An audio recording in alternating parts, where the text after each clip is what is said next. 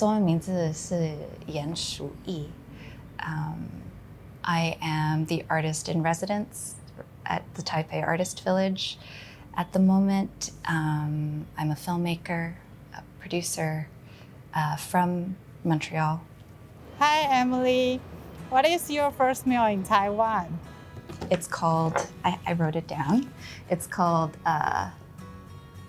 美干地瓜条 and also 盐酥杏鲍菇, and it was really good. Why do you choose to go to Taiwan? My mother is from here. I really like the city. The story Hugupo, which is something that I'm working on, is also a story that is not that well known in Canada or in Quebec, where I grew up. But everybody I talk to here knows the story of Hugupo. Especially the people my age or older usually know Hugupo. So it's really nice to be immersed in a city where something that I'm working on is part of the culture. Hi, Emily. What is the best thing about art residency? The best thing about an art residency for me at this moment is definitely finding focus, having an environment where I could focus on my work. And could you please describe your work daily? As long as I get about 2 to 3 hours of writing done, because my focus right now is writing and developing. And being in film and definitely having different projects at the same time in different phases, I have to wear many hats at the moment, so trying to compartmentalize the work. Yeah, but my daily routine, I also take breaks. I practice yoga. I go for walks. I'm trying to fit in reading as well. I want to visit more museums and galleries.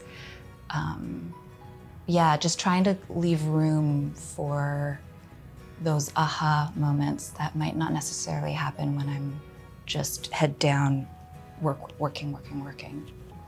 What are your biggest motivations? When it comes to motivation, I look at it as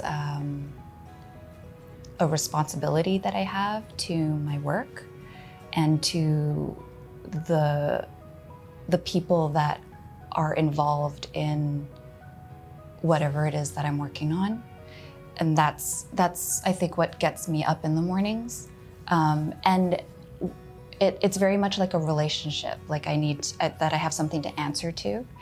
And these people, they could be real people, they could be fictionalized characters where I'm like gonna sit down with this character that I'm writing and see what they have to tell me that day. You know, it's also it's a relationship with myself. The expectations I put on myself and needing to find a way to express what's going on internally into something more external. 我好奇就是说，你如果在创作的时候遇到一些瓶颈，你会透过什么样的方式去做嘞？ When I'm stuck on something, I usually try to just go back to the beginning and approach the work that I'm doing maybe a little differently. Maybe I'll start working a little faster, maybe I'll slow it down. And I think within all of the repetition and doing that kind of, because work is very repetitive, our lives are on the cycle, and there's different cycles going on all the time, but I have to trust that a breakthrough will eventually happen. And if we see life or our work as some kind of game, these little breakthroughs are like, what is it called again? When you, like, positive reinforcement. It's like, yes, I got this, you know? And then you'll just kind of keep going, and that's how things progress. What is the best thing about being a film director? There is the freedom and the privilege to choose, to come up with the ideas.